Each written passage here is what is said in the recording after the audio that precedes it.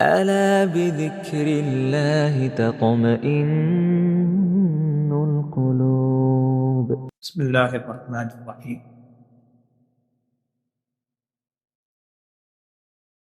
کل میں نے آپ سے عرض کیا تھا کہ قرآن پاک میں اب 7 طوال کے بعد نئی صورتیں شروع ہوئی ہیں، ایسی صورتیں جو ان کی نسبت چھوٹی ہیں اور ان میں 100 یا ان سے زائد آیات قرآن میں موجود ہیں۔ قرآن پاک میں 5 فرشتوں کے نام، 5 یا 6 فرشتوں کے بعد 6 فرشتوں کے نام آئے ہیں، یعنی جن کے نام باقاعدہ قرآن پاک میں مذکور ہیں۔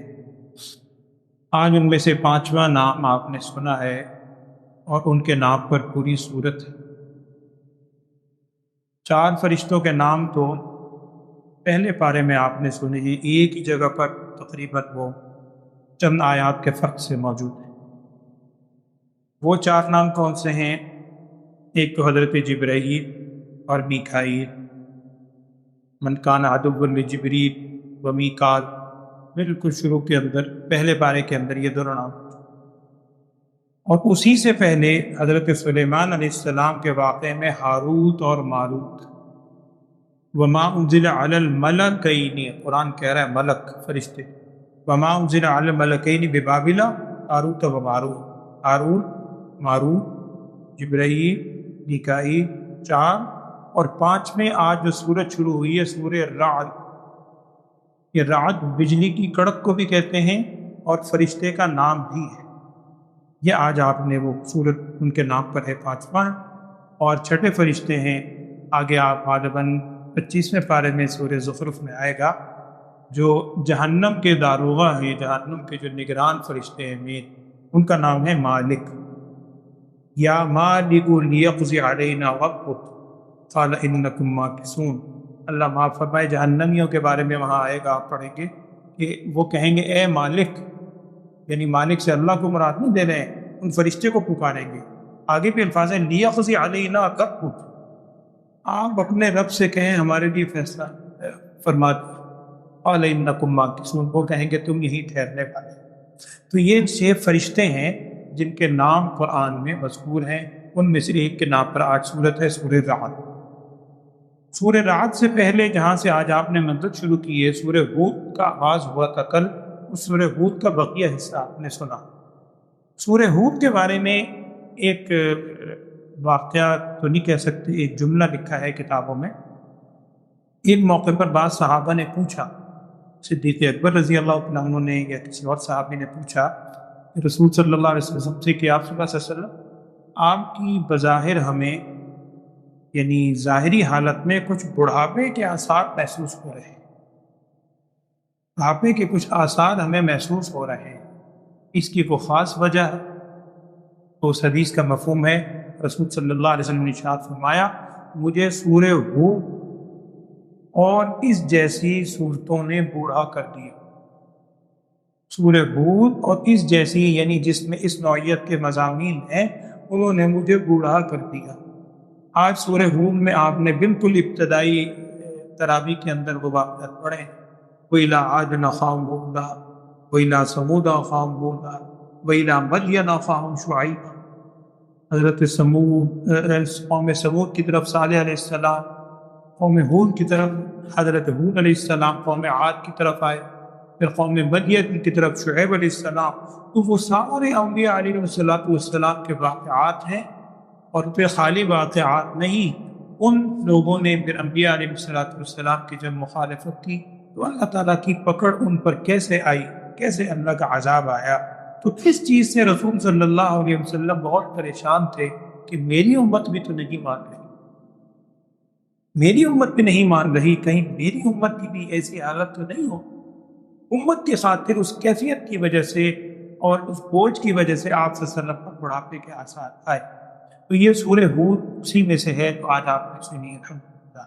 اور میں نے شاید ایک موقع پہ آپ سے عرض کیا تھا کہ حضرت ہود علیہ السلام اور حضرت صالح علیہ السلام، یعنی قوم عاد اور قوم سمود، یہ 2 قومیں ایسی ہیں کہ جو عرب کے خطے میں یہ لوگ مشرکین جب جایا کرتے تھے شام وغیرہ تو راستے میں ان کے کھنڈرات آتے تھے، قوم عاد کے بھی قوم سمود کے بھی، اور یہ وہ قومیں ہیں کہ جو حضرت نوح علیہ السلام کے بعد لیکن حضرت ابراہیم علیہ السلام سے پہلے گزری، بہت قدیم قومیں ہیں۔ وہ حضرت نوح علیہ السلام کے بعد ہیں، ابراہیم علیہ السلام سے پہلے، پھر ابراہیم علیہ السلام کے بعد آج آپ نے وہ پوری سورت سنی ہے، سورہ یوسف، جس کو قرآن نے کہا ہے احسن القصص، بہترین قصہ ہم آپ کو بیان کرتے ہیں۔ پورے قرآن میں تمام انبیاء علیہ السلام میں حضرت یوسف علیہ السلام کی ایک تو بڑی خصوصیات ہے۔ ایک تو یہ خصوصیت ہے کہ ان کا پورا واقعہ قرآن میں ایک ہی جگہ اللہ نے ذکر کیا، شروع سے لے کر آخر تک تقریباً ترتیب سے ہی ذکر ہوا ہے، بہت تفصیلی، اور اتنی تفصیل سے واقعہ اور کسی نبی کا نہیں آیا۔ اور دوسری ایک بات نبی صلی اللہ علیہ وسلم نے ایک حدیث میں ارشاد فرمائی تھی، اس کا مفہوم ہے آپ صلی اللہ علیہ وسلم نے حضرت یوسف علیہ السلام کے بارے میں ارشاد فرمایا تھا، الکریم ابن الکریم ابن الکریم ابن الکریم، خود بھی کریم ہے، کریم باپ کے بیٹے ہیں، وہ بھی کریم باپ کے بیٹے ہیں، وہ بھی کریم باپ کے بیٹے ہیں۔ پھر آپ صلی اللہ علیہ وسلم نے ارشاد فرمایا کہ یوسف ابن اسحاق یوسف ابن یعقوب بن اسحاق بن ابراہیم، کہ یوسف علیہ السلام کے والد یعقوب علیہ السلام، یوسف علیہ السلام خود بھی نبی، باپ یعقوب علیہ السلام وہ بھی نبی، ان کے والد حضرت اسحاق علیہ السلام وہ بھی نبی، اسحاق علیہ السلام کے والد ابراہیم علیہ السلام وہ بھی نبی۔ تو 4 سلسلوں میں اولاد در اولاد در اولاد، یہ صرف یوسف علیہ السلام کی خصوصیت ہے اور کسی کی نہیں ہے۔ اور یوسف علیہ السلام قوم بنی اسرائیل کے سب سے پہلے پیغمبر ہیں۔ بنی اسرائیل کا جو آغاز ہوتا ہے، چونکہ اسرائیل نام ہے حضرت یعقوب علیہ السلام کا، اسرائیل 2 لفظوں سے ملا ہے، اسرا اور ایل، یہ عبرانی زبان کا لفظ ہے۔ اسرا کا مطلب ہوتا ہے اس میں عبرانی زبان میں بندہ، عبد جیسے عربی میں ہے، اور ایل اللہ تعالیٰ کا نام ہے۔ ابھی میں نے فرشتوں کے نام آپ کو بتائے، جبرائیل، میکائیل، اسی طرح اسرائیل، یہ جو ایل ہم بولتے ہیں، ایل عبرانی زبان میں اللہ تعالیٰ کا نام ہے۔ تو اسرائیل کا مطلب بالکل وہی ہے جو عربی زبان میں عبداللہ کا مطلب ہے۔ تو بہرحال حضرت یعقوب علیہ السلام کا نام اسرائیل، ان کی اولاد کہلائی بنی اسرائیل۔ یعقوب علیہ السلام بنی اسرائیل نہیں ہے، وہ تو خود اسرائیل۔ تو ان کی اولاد میں سب سے پہلے یوسف علیہ السلام، اور بنی اسرائیل کے سب سے آخری پیغمبر حضرت عیسیٰ علیہ السلام۔ تو یہ ایک طویل سلسلہ ہے نبوت کا۔ تو حضرت یوسف علیہ السلام، یوسف علیہ السلام کا طویل واقعہ میں آپ سے نہیں عرض کر رہا، صرف ایک دو بات ان کے واقعے سے میں آپ سے عرض کر دیتا ہوں۔ ایک تو آپ غور کیجئے گا کہ یوسف علیہ السلام کو کئی وجوہ سے رسول صلی اللہ علیہ وسلم کے حالات سے بڑی مطابقت ہے۔ میں ایک دو بات عرض کر دیتا ہوں۔ آپ دیکھیے یوسف علیہ السلام کے بھی مخالفین سب سے پہلے کون بنے؟ ان کے بھائی، اور وہ بھائی ہی، حقیقی بھائی وہی مخالف بنے، اور جا کر یوسف علیہ السلام کو وہ تو اپنے طور پر کنویں میں ڈالا ہے۔ آج پورا واقعہ آپ نے سنا، پھر قافلہ آیا، نکالا گیا، اللہ نے رکھا، پھر چلے۔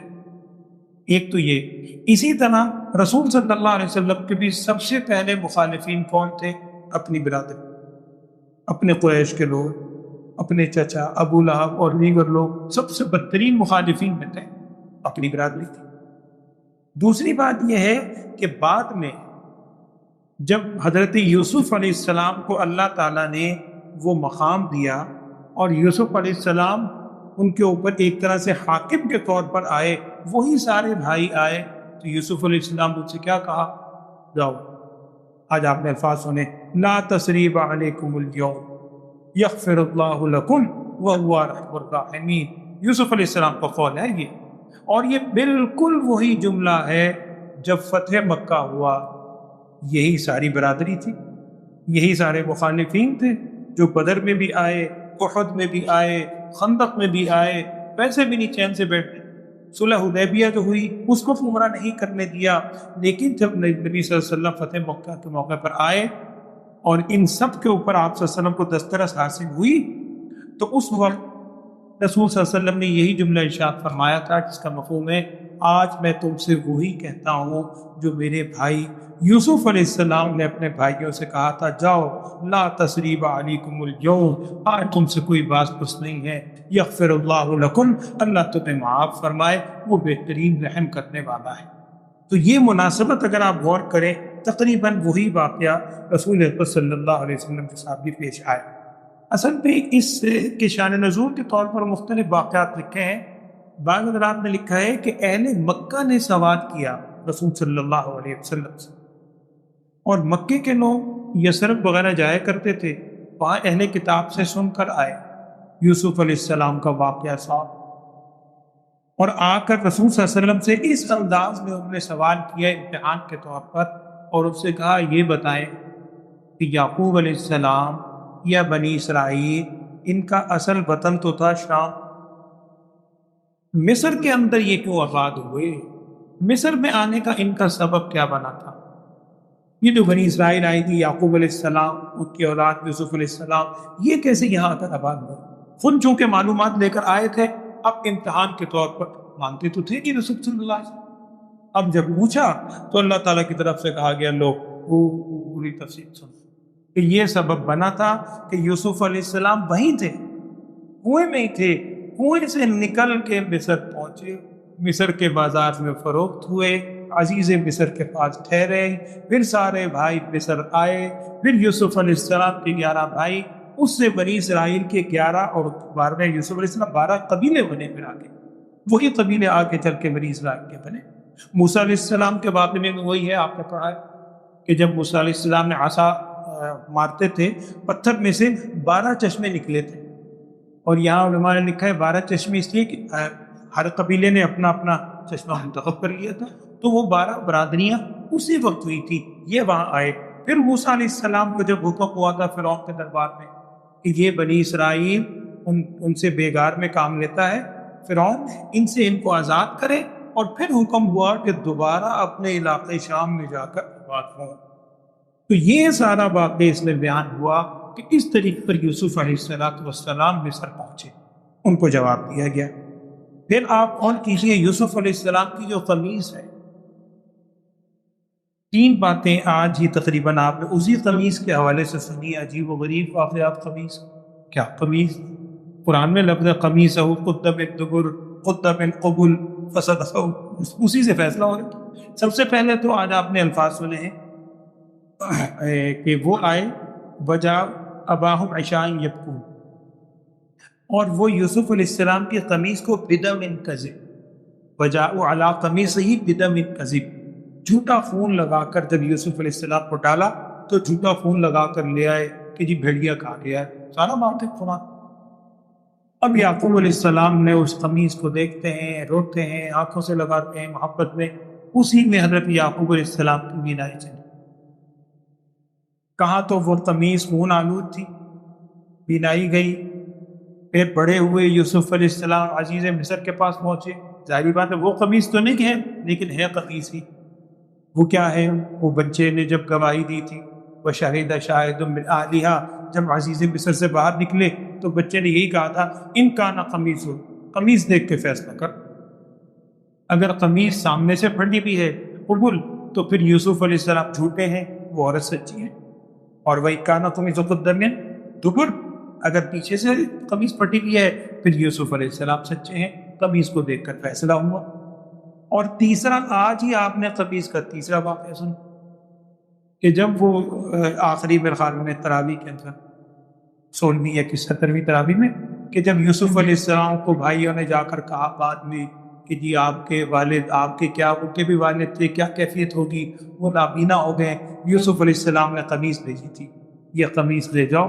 اس وقت اور قمیص تھی، قمیص یوسف علیہ السلام کی ہے، یہ قمیص لے جاؤ، ہمیں ابا جی کے چہرے پہ ڈالنا، ان کی بینائی آ جائے گی، اور چنانچہ بینائی آ گئی۔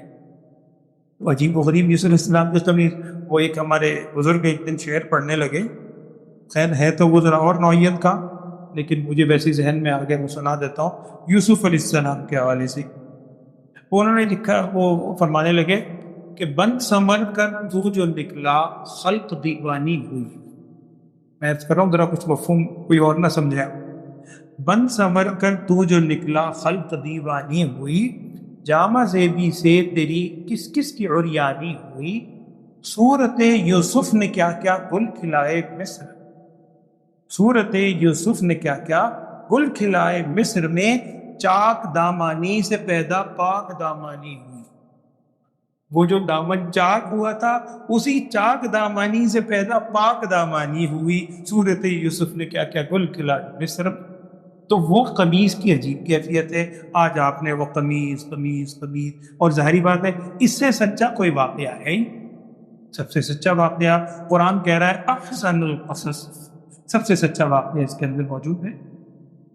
اور اس میں یوسف علیہ السلام نے وہ خواب دیکھا تھا، خواب کی تعبیر ظاہر ہوئی.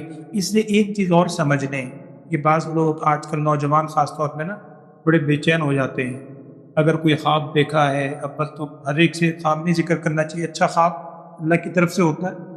اور غالباً اس میں نے ذکر کیا تھا یا کل آ جائے گی بات سیرت کے اس میں کہ سچے خواب نبوت کا 46واں حصہ ہے ایک حدیث کا مفہوم ہے، میں عرض کروں گا آپ سے. تو جب خواب کوئی دیکھتا ہے اور اس کو بتلایا جاتا ہے، کوئی بزرگ بتا دے کہ بیٹا اس خواب کی یہ تعبیر ہو سکتی ہے، تو بس وہ کہتا ہے کہ آج خواب دیکھا ہے صبح تعبیر، بس جی ہفتہ ہو گیا جی ٹائم ہو گیا تعبیر نہیں ہو رہی، یہ اس کے مطابق ہو نہیں رہا، یہ نہیں ہو رہا. یوسف علیہ السلام کے خواب کی تعبیر کب ہوئی؟ دیکھا تھا بچپن میں، سچا خواب تھا، نبی ہیں مستقبل میں، یعقوب علیہ السلام کو سنایا، یعقوب علیہ السلام نے روک دیا تھا، اور آج آپ نے وہ خود سنا قرآن میں ھذا تأویل رؤیایا من قبل، یہ ہے تعبیر اس رؤیا کی، اس خواب کی جو میں نے پہلے دیکھا تھا. ایک طویل عرصے کے بعد خواب کی تعبیر ظاہر ہوئی. اور خواب کی تعبیر میں ایک بہت مشہور نام ہے، علامہ ابن سیرین رحمۃ اللہ علیہ، تابعی ہیں، طب تعبیر میں شمار ہوتا ہے غالباً، بہت مشہور بزرگ ہیں. ان کا ایک واقعہ میں آپ سے عرض کر دیتا ہوں، کیونکہ ہمیں بڑا شوق ہوتا تھا کبھی تعبیریں سیکھنے کا، یہ وہ اساتذہ نے جب کچھ سمجھانے کے لیے نا ایک بات سمجھائی کہ بیٹا ایک اصول سمجھ لو، وہ میں آپ سے عرض کر دیتا ہوں. یہ تعبیر آپ کتابیں دیکھ کر یہ نہ سمجھے کہ بس یہ کتاب دیکھ لیا میں نے، اگر دودھ کا یہ مطلب ہوتا ہے علم ہے تو جو کہ دودھ دیکھے اس کا مطلب ہے علم ہے دولت ہے، ہر جگہ نہیں، اس کے کچھ اصول ہیں. وہ ایک واقعہ سن لیں. علامہ ابن سیرین رحمۃ اللہ علیہ کے حوالے سے لکھا ہے کہ ان کے پاس ایک شخص آیا، اس نے آ کر خواب بیان کیا. اس نے کہا جی میں نے خواب میں دیکھا ہے کہ جس جگہ میں رات کو آرام کرتا ہوں، میرا بستر وغیرہ ہے، چارپائی ہے، اس کے نیچے نا آگ لگی ہوئی ہے، آگ لگ رہی. خیر علامہ ابن سیرین رحمۃ اللہ بڑے مشہور معبر تھے. انہوں نے اس سے کچھ حالات پوچھے، تیرے دائیں بائیں کے حالات پوچھے.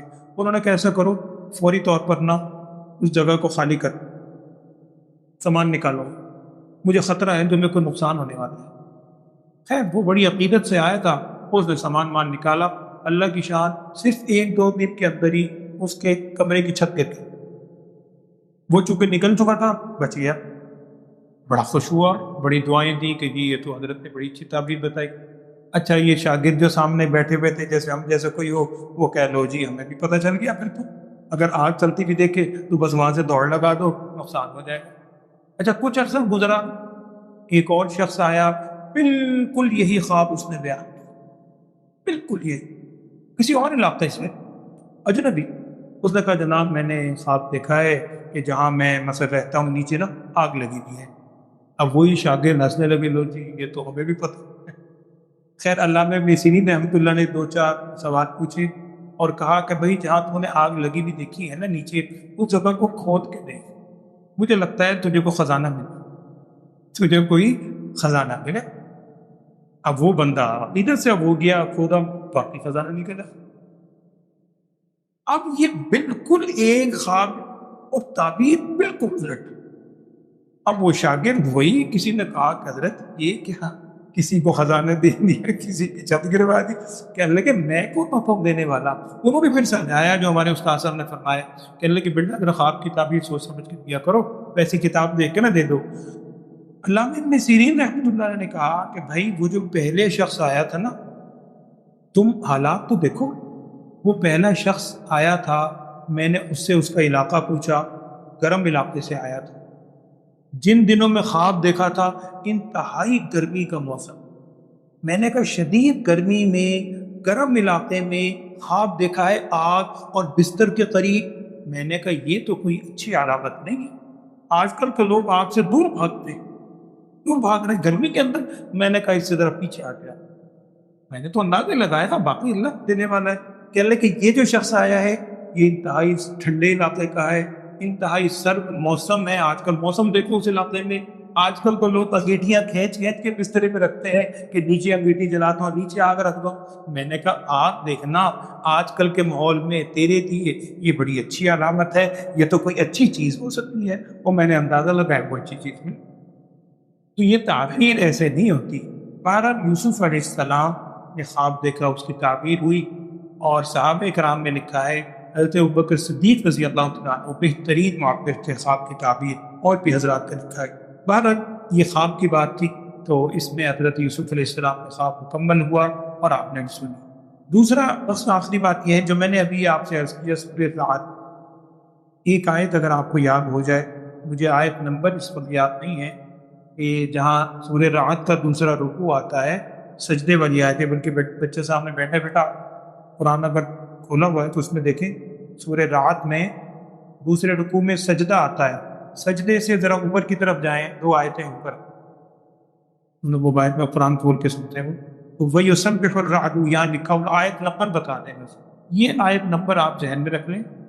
یہ علماء نے لکھا ہے کہ جب بادل گرجتا ہے، بجلی کی کڑک ہو، بادل گرج رہا ہو، تو اس وقت لاہور پڑھنے کے بجائے وہ ٹھیک ہے استغفار بھی پڑھیں، لیکن یہ آیت پڑھیں وَيُسَبِّحُ الرَّعْدُ بِحَمْدِهِ وَالْمَلَائِكَةُ مِنْ خِيفَتِهِ، اتنے الفاظ پڑھیں، یہ پڑھنے چاہیے، بعض روایت میں بھی ہے یُسَبِّحُ الرَّعْدُ بِحَمْدِهِ وَالْمَلَائِكَةُ مِنْ خِیفَتِهِ، اس کا مطلب یہ ہے کہ رعد فرشتہ تسبیح بیان کرتا ہے اللہ کے حمد سے، والملائکہ، اور دیگر فرشتے بھی اللہ کے خوف کی وجہ سے تسبیح بیان کرتے ہیں، وَيُسَبِّحُ الرَّعْدُ بِحَمْدِهِ وَالْمَلَائِكَةُ مِنْ خِیفَتِهِ، یہ اتنا جملہ قرآن سے دیکھ کے یاد کر لیں، تو جب بادل کی گرج کڑک سنیں تو بجائے خوف سے نہ ہونے کی یہ بھی دعا پڑھیں، اور ٹھیک ہے استغفار بھی کرنی چاہیے، اللہ تعالیٰ سے پناہ مانگنی چاہیے۔